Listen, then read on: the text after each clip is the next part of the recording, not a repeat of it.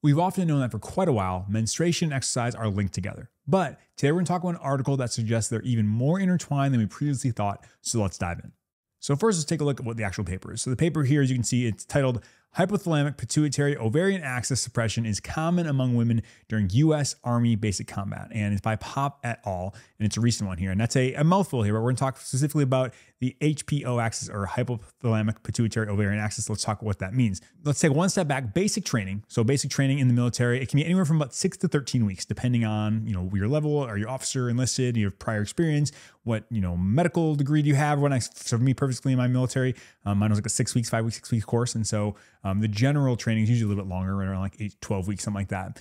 And we do have a previous record of knowing that women in the military have menstrual disruption. It's pretty common. About 53% of American Academy cadets have dysfunction of their menstruation within the first 3 months. So 53%, more than half of the females coming into the academy. So the academies are right after high school. It's going to things like West Point, Naval Academy, Air Force Academy. They have disruption within the first 3 months. And about 86% of women have some sort of disruption during their basic training in the Army. So we're looking at well over half of the cadets and 86% of women having some sort of menstrual disruption. That is huge.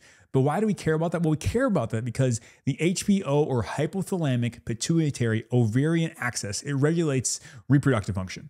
And suppression of this HPO axis can lead to altered hormonal patterns and can lead to cessation of periods, so stopping periods. And this can have long-term consequences on things like infertility, impaired bone health, makes your bones weaker, and increased risk of heart disease. And so let's dive in just a little bit here into the physiology. So physiology here, right here, you can see this is a diagram of the hypothalamus, the anterior pituitary, and then the gonad. So essentially looking at the hypothalamus as a portion of the brain, it secretes something called GnRH. Then this acts on another portion of the brain called the anterior pituitary. This then makes hormones like LH and FSH, and these go specifically here, we're going to talk about the ovaries to the females, and then they make estradiol and progesterone. So they make estrogen and progesterone. And this is kind of the general how the flow works, right? They're very similar for males, except it goes to the testes, but for females, this is what we typically have. And this is the axis in general. And then if you look here, this is the feedback loop. So we can see, once again, hypothalamus here releases GnRH, then goes to anterior pituitary, releases LH and FSH, and then the ovary from there makes estrogen and progesterone. And you can see estrogen then feeds back, comes all the way over here to the hypothalamus and can shut things down. So this is what we call the feedback loop. So when we say the HPO axis, that's what we're talking about. This axis saying, hey, your body does this with a ton of hormones, saying you can have regulation as you produce these things. If you have more of the end product, that circles on back and says, hey, we're good, slow it down, we don't need as much. And vice versa. If there's not enough down here, then you'll make more of the initial start products to then produce that hormone. So that's what I mean, HPO axis. This whole thing can get disrupted, and that's why we care about it so much. And on top of that, let's just real quick review our menstrual cycle. So the menstrual cycle in females broken down into about 2 phases, kind of 3, depending on what we're looking at here. But you have this first phase here, which is the follicular phase on the left. So this follicular phase is here. And then we have the luteal phase on the right. And then we have ovulation happening in between there. And some people call it their own stage, but typically about 14-day periods here. So the follicular phase is about 14 days and luteal phase is about 14 days. And typically a follicular phase is happening before the egg is released, right? So this is like starts day 1 of menstruation. This is what we think of like, this is preparing to release an egg. Usually it's supposed to be about 14 days. And in this, as you can see up here, estrogen and progesterone are typically low, right? So this causes shedding of the endometrium, which is the lining of the uterus, and menstruation begins. And so just to step back there, once again, estrogen, progesterone are typically low. This is causing a shedding of the endometrium and leans out. And then on top of that, though, at this time, FSH levels usually slightly increase, which stimulates the development of the follicles. And so you can see FSH kind of creeping up here a little bit. If you're looking at the chart right here, creeping up just a little bit here, starting to go, and that's kind of preparing the follicle. Then once that does happen, so FSH goes up, prepares a couple follicles, and then it does have a decrease. And then when it decreases, only one follicle kind of remains. And that follicle then hangs around and produces estrogen. So estrogen steadily increases. So once again here, as you can see, FSH goes up and then it starts to go down. And as it goes down, we have one follicle remaining, and that tends to lead to an increase in estrogen. So that's what we're happening here in the follicular phase. We've kind of had an increase here of the FSH go up a little bit and then down again. Then we have remaining follicle that's creating the estrogen. That's typically what's happening early on. Then we have the egg release, which is around day 14. Here we see a surge of LH and FSH, and LH stimulates egg release. It happens about 16 to 32 hours after that surge. And then estrogen decreases during the surge and progesterone increases. So you can walk up here and see, hey, yep, LH going through the roof, estrogen starts to go down, and then progesterone starts to go up. All that's happening prior, kind of around releasing that egg. And once that releases, we move into the luteal phase. And the luteal phase usually happens days 14 to 28. We see a decrease in the LH and FSH. Up here, you can see markedly here, we have that LH, FSH just plummeting down as you see that progesterone going up, and then you'll start to see that estrogen also start to creep back up as well. Because a lot of what happens is, once the ruptured follicle, it becomes something called the corpus luteum. So the corpus luteum kind of hangs around, and that creates progesterone. So we have lots of progesterone, and then estrogen's also high, and then estrogen and progesterone help keep the lining of the uterus thick to help prepare for fertilization. That's the ultimate goal.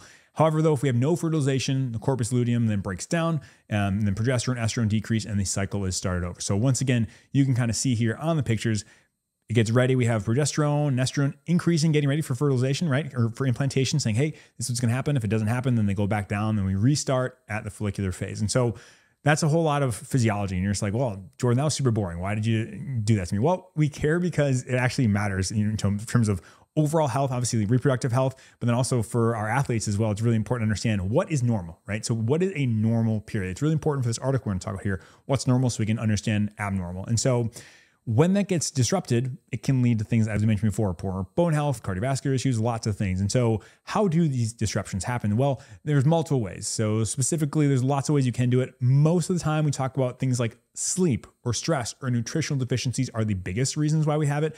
Most common is probably decreasing calories or low energy availability. And typically, we'll see weight loss or body fat loss to this as well. However, it's really, really hard to track energy expenditure in like non-controlled settings, right? So specifically for people who are in a controlled environment in some sort of experiment, you can control their calories, like how much is coming in, how much is coming out. You can't really do that at basic training. That's gonna be really hard to do. It's really hard to, know everything they eat and everything they're burning. And so what they do here, and we'll talk about it, you can track kind of proxies for that. So you can use blood markers like leptin, thyroid hormones, and IGF-1, which can reflect short-term low energy availability. So usually within about 3 to 6 days, we'd see a decrease in those. You can also use different lab markers, body mass and body composition, as a proxy for energy status as well. And the goal of this overall study was to characterize HPO axis function in incoming U.S. Army trainees by measuring daily hormonal measurements through their training. And their hypothesis is that the HPO axis suppression would occur in about half the trainees. And this was going to be defined by shortened luteal phase or anovulation, meaning they're not having their menstrual cycles anymore. So once again, they thought about half the people would have disruption, and they're going to measure that by the luteal phase shortening or not having any sort of period whatsoever. And so going on from the introduction, then we're going over to the methods here. The methods designed, this was a prospective observational study of U.S. Army trainees enrolled at basic training. Prospective meaning we're looking forward, right? Observational meanings we're not doing anything. There's no intervention happening here. We're just seeing what happens. We're observing it. And typical training includes lots of physical activity, calisthenics, running, marching, more marching, combatives, and they average about 16,000 steps per day. That was kind of on average. This wasn't necessarily this group. They weren't counting that, but just from previous studies, that's what they mentioned. The participants here, there were 104 female trainees. There were a couple of things. They could not have had restricted physical activity, meaning being on a profile saying, hey, you can't run. So they'd exclude them for that. They'd exclude them if they had an endocrine disorder, if they were pregnant, or if they're using hormonal contraceptives or have PCOS. Just because they weren't sure what that would do to their numbers, they said, hey, all those people, unfortunately, we're going to kind of exclude from there. They also gave questionnaires then. They filled out these questionnaires at baseline and then each week. And they asked about things like their demographics, their lifestyle, sleep, and menstrual history. They determined their baseline menstruation status, which this was determined by a self-reported number in previous year, meaning, hey, how many periods you have in the previous year. And then each week they reassessed if they had their period or not. And the final week they reported if there's any menstrual cycle differences compared to the year prior. And that's kind of how I looked at the menstrual cycle just from a subjective perspective. And then also to assess the HPO axis, they assessed urine studies. So they got urine studies looking for LH, FSH, and then estrogen and progesterone metabolites. And of those people, one thing they did mention right away is 49 of the 100 women had less than 60% of the urine samples collected in more than 4 consecutive missing days, meaning, hey, life got busy, right? It happened in basic training. They missed it. Who knows what happened? So, but almost half had some disruption there. So we had to think about that. And then when we're looking at the HPO, we're also looking for evidence of luteal activity. This is an estimation of ovulation, right? So this luteal activity or length is kind of saying, hey, what's going on with ovulation? And to define having luteal activity, you had to hit one of these criteria, which is a 3 times increase in progesterone metabolite concentration above the nadir or lowest level for 3 straight days. So LH getting that surge, right? That's going to indicate it's coming. So 3 times higher, or a corresponding rise in FSH, LH, or estrogen metabolites. So as we talked about before, that's why I mentioned all those things like the different metabolites and what's going on. We see the FSH, LH, and estrogen all rise. those are one of those two things we're looking for to say, hey, yep, you've hit it. They also did measure their body composition. They calculated their BMI and they used DEXA to determine the body composition. And they also took blood samples as well. They got once a week, they got fasted morning samples looking for IGF-1, which is insulin-like growth factor 1, cortisol, T3, T4, and leptin. And they got those at weeks 2, 4, 6, 8, and post-training as well. And they also got a baseline testosterone. And so moving on to statistics now, they looked at changes in body mass, body composition, BMI, sleep, and testosterone, and also just different HPO markers. They looked at those within luteal activity groups and then outside luteal activity groups, and they compared them by t-tests and ANOVA analysis. And just a nerdy step back here, a paired t-test, this compares the mean between pairs of measurements to determine if there's a difference or not. And then an ANOVA is analysis of variance, which is used to analyze the difference between the averages of multiple groups to see if they're statistically different. So those are kind of the overall statistics they use. Once again, we're not statisticians here, but we're kind of looking to say overall, the statistical models we want to use, hey, is there a significant difference between these groups? And so from a results perspective here, I do want to break it down. There's 3 total groups that ended up being discovered. So the evidence of luteal activity, or ELA, as you'll hear me talk about, or there's no evidence of luteal activity, which is NELA, and there's indeterminate saying, I don't know, put your hands up, who knows? For baseline characteristics, on average, they're 22 years old and had a normal BMI. They averaged about 7.5 hours of sleep before basic training. That's certainly changed. And everyone but one had normal testosterone going in. Age of menarche was younger in the luteal period group. So the ELA group, it seems like on average had to have, or seemed to have a little bit younger in their age of menarche. And looking at a table here, these are lots of baseline characteristics. I'm not going to go into every single one of them, but you can see here, this breaks down the cohort into their ages and specifically looking at their height, weight, fat mass, all those things, age of menarche going in there. That's something we can consider and look at as well. But looking at the HPO axis function, about 42% of women reported regular menstrual cycles during training. So less than half, but only 12.5% exhibited normal cycles during training based on urine measurements. So 42% said, yep, I still had my cycle. And the lab work said only 12% of them had normal cycles. And then even all 7 that had normal cycles had measurements that did have some sort of shortened luteal phase. So it wasn't even completely normal. And women who had evidence of luteal periods also did have higher estrogen, progesterone, LH levels as well. And this is a graph as well looking at here. This is kind of from their paper saying, hey, self-reported before training, 78% of females said they had regular menstrual cycles. That went down to 42% during basic training. So pretty significant there. You see a huge jump in that. And then urine measurements, you can see here, indeterminate was 12.5%. Evidence of luteal activity is 12.5%, and then no evidence was 75%. So looking at there, the vast majority of people had some sort of disrupted urine measurements when it comes to HPO axis. And that's pretty substantial. That's one of the big takeaways here is like huge gap in our knowledge thinking that, like if you have your period, it's just normal. We'll talk more about that, but those are big findings there. And they also looked at changes in body mass, composition, and sleep. And on average, trainees gained body mass by gaining lean mass and lost fat mass. And their reported hours of sleep per night decreased from baseline, which is the least shocking news ever. If anyone's ever been any sort of military training, that's their whole goal is to get you sleep deprived. And so no surprise there. And these are kind of the body composition characteristics we look at as well. This looks at the specific change in body mass and BMI, all that stuff. They look at the cohort, the ones who had there. And those are kind of stats we can look at if you wanted to, but it's not really that important. And then moving on to fasting blood markers, there's quite honestly all over the place here. There's leptin numbers were higher in the NALA group, which was at pretty much all points. T4 was lower from baseline at all time points. Cortisol seemed to spike for all groups towards the end, and overall is a hot mess. So if you see on screen, we're looking at different things. So this is leptin. You can see in that NELA group, the ones that did not have no evidence of luteal activity, sky high leptin at the end there. And then if you look at even the other ones too, even for the luteal groups, they're still higher than the baseline, which is interesting. T3 overall, not too much different from a lot of different people, maybe going down a little bit here. And then determinate group, nothing crazy. For IGF-1, we see lots of spikes going on here. Overall, nothing insane. And then looking at here, cortisol, you can see all of them pretty much have a higher cortisol, which cortisol is usually like a stress type hormone. And so the thought is that, okay, maybe it's not that weird or unsurprising that we're having a disruption in cortisol in people who are super stressed. And so that's kind of the takeaway, but they're kind of all over the place. They weren't like definitively really reproducible results. But going into the discussion then, there was a surprising amount of suppression, I would say, is like the overall takeaway here. Overall, there was a significant suppression of the HPO axis seen throughout basic training.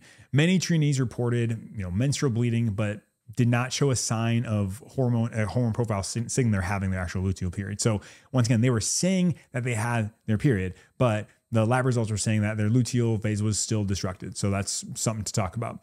Almost all the trainees also failed to achieve a progesterone surge indicative of ovulation and normal reproductive function. So they weren't having the surge. And that means that self-reported menstrual status may not be the best indicator for HPO dysfunction. And overall, pituitary hormones and lean body mass gains indicated they had adequate energy intake, or at least that's what they thought. They're saying, hey, your hormones weren't that disrupted. Yeah, the cortisol's up a little bit, but like the thyroid hormones weren't that bad. And you gained lean body mass, so there must have been a decent amount of energy available. But overall, the authors said that these are unrespected results for them. The researchers did not expect to see this much suppression. However, it's not unprecedented though. There were previous studies of the UK Royal Military Academy, which showed 24 females all reporting a menstrual cycle, but in their lab work, only 14 of the 24 had laboratory evidence of ovulation in the first 30 days. And then looking at recreational and competitive athletes, there was another study that actually showed that 25% of people reporting regular cycles were anovulatory by hormone measurement. And so the important take-home point there is substantial suppression was seen at basic training, and it happened really quickly. That's kind of the thing you don't think about. It happened within a couple of weeks where they're saying, hey, they're just kind of shutting down things. And there are definitely ramifications to this as well. There's metabolic ramifications as well. Leptin was elevated throughout, which usually signals adequate energy. So that's one thing saying, hey, maybe this wasn't totally just energy availability causing a decrease in menstruation, which was kind of interesting.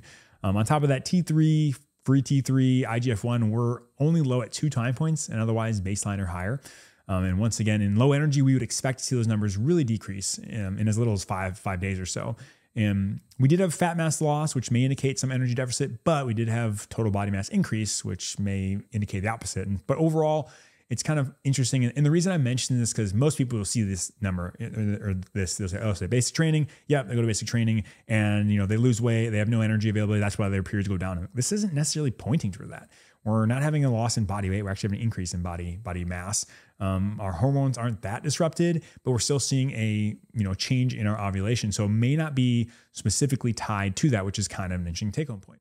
And why did this actually happen? Well, it's most likely multifactorial. So there's going to be metabolic and psychosocial stresses going on here, right? You take people away from their social support. You probably do have some sort of nutritional deficiencies here. Their diet's not the best, especially if they're doing it in the field. They're eating things like MREs, which is these super processed things, which are always very fun to have. And obviously we have disturbed sleep here, right? So lots of disturbed sleep.